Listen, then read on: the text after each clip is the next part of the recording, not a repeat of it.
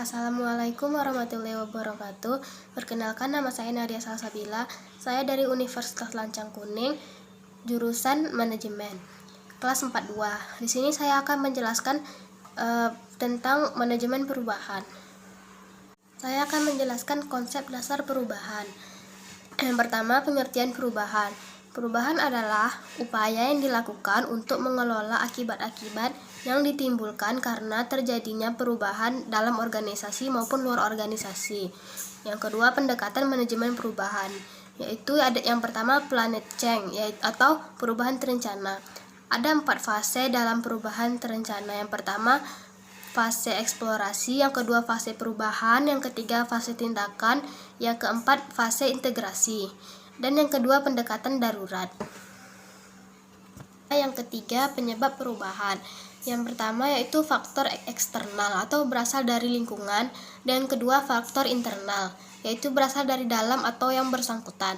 Yang keempat, tipe perubahan, yaitu ada 3 yang berbeda. Yang pertama, perubahan rutin, yang kedua perubahan peningkatan, yang ketiga perubahan inovatif. Yang selanjutnya, tahap-tahap manajemen perubahan. Yang pertama, identifikasi perubahan, yang kedua perencanaan perubahan, yang ketiga implementasi perubahan, dan yang keempat evaluasi dan umpan balik. Dan yang kelima, problem pelaksanaan perubahan. Yang pertama yaitu resistensi atau penolakan terhadap perubahan. Yang kedua, pengawasan organisasi. Yang ketiga, kekuasaan. Dan yang keenam, tujuan manajemen perusahaan, yaitu untuk mempertahankan kelangsungan hidup perusahaan, baik itu jangka pendek maupun jangka panjang. Selanjutnya yang ketujuh, yaitu karakteristik perubahan. Yang pertama, tidak semua orang bisa diajak melihat perubahan. Yang kedua, bersifat misterius karena tidak mudah untuk dipegang. Yang ketiga, memerlukan tokoh terkenal dalam melakukan perubahan. Yang kedelapan yaitu cara mengimplementasikan perubahan. Yang pertama, disiplin diri. Yang kedua, kerjasama tim. Yang ketiga, memanfaatkan teknologi. Yang kesembilan yaitu organisasi dan perubahan. Perubahan dalam organisasi merupakan tindakan beralihnya suatu organisasi dari kondisi yang berlaku saat ini ke kondisi yang akan datang, yaitu guna untuk meningkatkan efektivitas.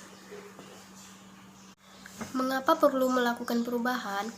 Karena jika tidak mengalami perubahan, pasti orang tersebut akan mengalami kesulitan, bahkan bisa menjadi stres atau mungkin tidak bisa bertahan hidup. Jadi, perubahan bukan lagi merupakan sebuah kebutuhan atau pilihan, melainkan sudah menjadi keharusan.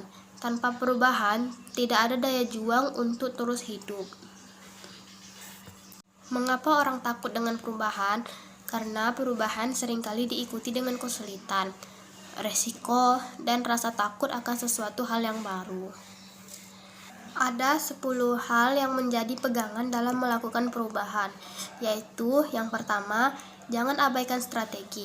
Yang kedua, bertindak cerdik dan rajin. Yang ketiga, warnai perubahan dengan mimpi besar.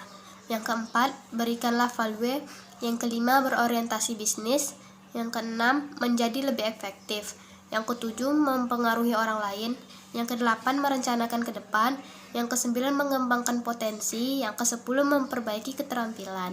Selanjutnya, analisis manajemen perubahan. Yang pertama, analisis konsep dan tahapan manajemen perubahan.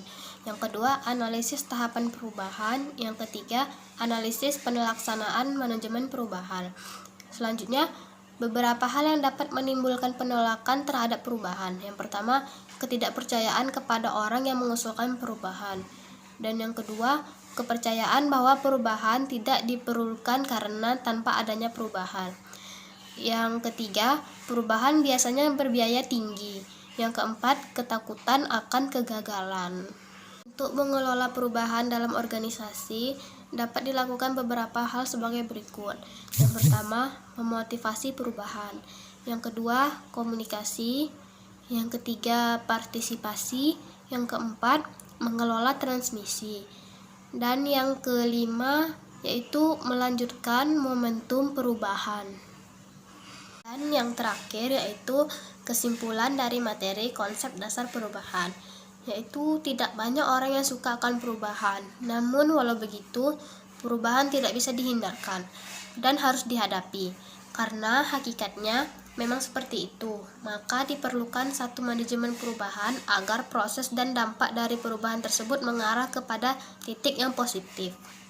Sekian presentasi dari saya. Apabila ada kekurangan dan kesalahan mohon dimaafkan. Assalamualaikum warahmatullahi wabarakatuh.